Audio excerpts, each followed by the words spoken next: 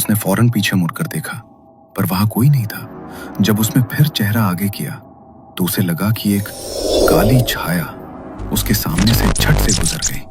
रोहन का दिल तेजी से धड़कने लगा। वो जल्दी से बाहर आया। सारिका आईने के सामने बैठी थी, एकटक खुद को देखते हुए, हीरे की तरह ठंडे चेहरे के साथ अपनी उंगलियों से बाल संवार रही थी, जैसे किसी और दुनिया में हो। अरे, तुम खुद को इस तरह एकटक शीशे में क्यों देख रही हो? पता नहीं क्यों, लेकिन आज तुम्हारा बर्ताव बहुत अजीब लग रहा है मुझे।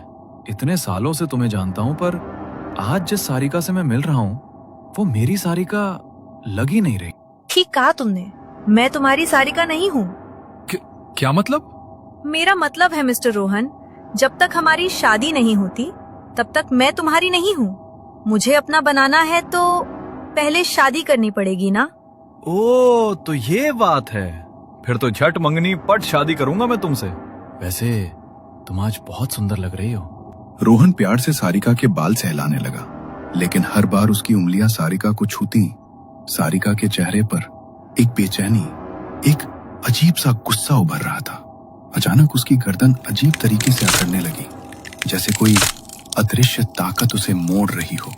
उसकी गर्दन टेढ़ी हो गई। अस्वाभाविक तन से रोहन की सांसें रुक गईं। ये क्या हो रहा है तुम्हें? सारिका, तुम ठीक हो ना? ये क्या कर रही हो? टेढ़ी गर्दन के साथ सारिका ने रोहन को देखा और एक भयानक, अस्वाभाविक मुस्कान उसके चेहरे पर फैल गई। रोहन डरकर पीछे हटने लगा, लेकिन तभी सारिका ने झपट कर उसकी गर्दन पकड़ी। उसकी पकड़ इतनी कस थी कि रोहन की सांसें रुकने लगी। घबराकर उसने पूरी ताकत से सारिका को धक्का दिया और सारिका का सिर बेड के कोने से टकराया।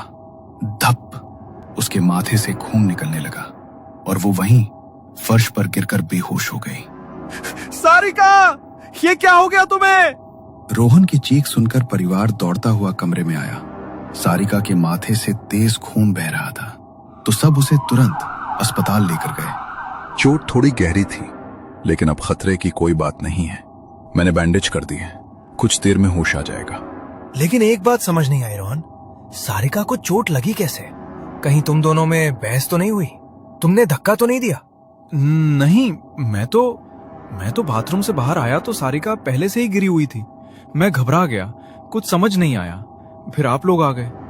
डर और शर्म से रोहन ने सच किसी को नहीं बताया कि वो डर कर सारिका को धक्का दे बैठा था। थोड़ी देर बाद सारिका को होश आया। सब उससे मिलने अंदर गए, लेकिन रोहन की हिम्मत नहीं हुई उसके पास जाने की। रोहन, तुम भी जाकर देखाओ, तुमसे मिलकर उसे अच्छा लगेगा। हाँ माँ। रोहन धीमे कदमों से कमरे में गया। सारिका आंखें बंद किए पड़ी थी। उसे देख उसका दिल भारी हो गया। वो उसके पास बैठा, धीरे से उसके माथे को छुआ, उसका हाथ पकड़ लिया। अचानक सारिका ने उसकी कलाई कसकर पकड़ ली। रोहन का दिल दहल गया। सारिका ने आंखें खोली। उसकी पुतलियां पूरी तरह सफेद थीं। चेहरे पर एक मृत दानवी मुस्कान उभर आई। वो रोहन को घूरते हुए मुस्कुराई। क्या हुआ, डर गए? ये तो बस शुरुआत है, बदला तो अभी बाकी है।